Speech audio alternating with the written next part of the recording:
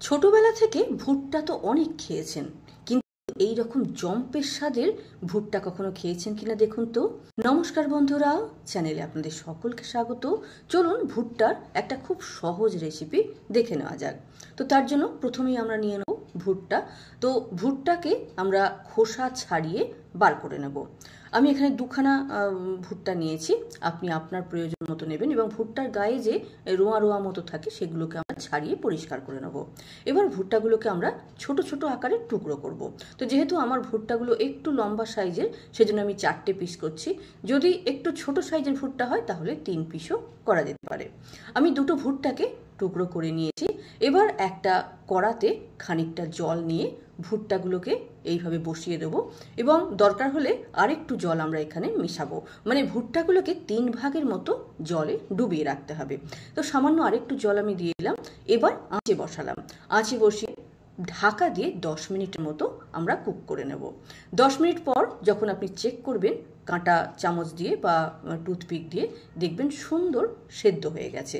তো এবার আমরা জল থেকে এই ভুট্টার টুকরোগুলোকে তুলে নেব।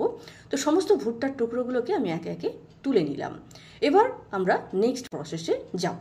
তো কি করব, প্রথমেই আমরা একটা কড়া বা ফ্রাইং প্যান নিয়ে নেব এবং তাতে 1 চামচ বাটার দেব। এখানে বাটারটা দিলে কিন্তু স্বাদটা সব থেকে বেশি ভালো আসবে।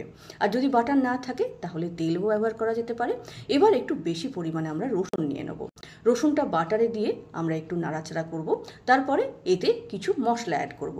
যেখানে 1/2 চামচের মতো অরিগানো, 1/2 চামচ চিলি ফ্লেক্স, 1 চামচ নুন এবং 2 চামচ টমেটো সস এখানে আমি অ্যাড করলাম। ভালো করে নাড়াচাড়া করে আমরা একটু বেশি পরিমাণে ধনেপাতা খুব ফাইন করে কুচিয়ে নিয়ে এখানে দিয়ে দেবো। ধনেপাতার পরিমাণটা একটু বেশি রাখলে কিন্তু এর স্বাদটা খুব ভালো আসে। এবার খুব সুন্দর করে নাড়াচাড়া করে আমরা মশলাটাকে রেডি করে নেব। মশলাটা রেডি হয়ে গেলে এই সেদ্ধ ভুট্টার টুকরোগুলো দিয়ে দেবো। ওপর থেকে আরও একটু ধনেপাতা কুচি দেওয়া যেতে পারে।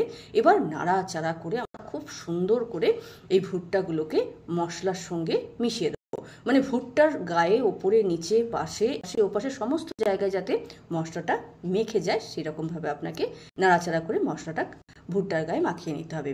তারপরে পরিবেশন করুন এবং নিজেও খান। এইভাবে একবার অন্তত ভুট্টা বানিয়ে খেয়ে দেখুন, অসাধারণ লাগে খেতে। খুব সহজে হয়ে যায়, কম সময়ে হয়, আর বাচ্চা থেকে বড় সবাই কিন্তু খেতে পছন্দ করে। যাই হোক, ভিডিওটি কেমন লাগলো অবশ্যই লিখে জানাবেন। ভালো লাগলে লাইক শেয়ার করবেন। আর এরকম ছোট ছোট ভালো ভিডিও আরও পেতে চ্যানেলটিকে সাবস্ক্রাইব করে বেল বোতামটা প্রেস করে নেবেন। আজ এতটাই। নমস্কার।